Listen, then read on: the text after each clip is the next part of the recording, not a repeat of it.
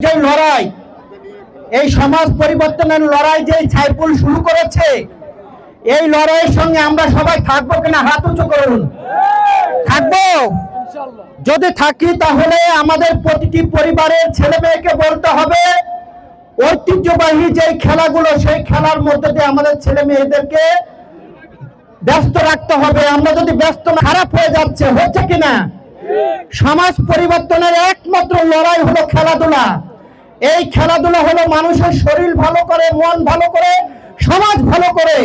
সেই লড়াই যখন সাইফুল শুরু করেছে, আমরা সাইফুলের সাথে থাকবো। সবাই হাত উঁচু করুন।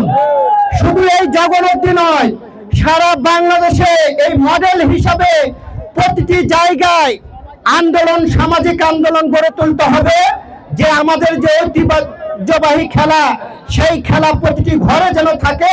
তাহলে আমাদের সমাজ পরিবর্তন হবে, সমাজের ছেলেপেলে ভালো হবে, লেখাপড়া করবে, সুস্থ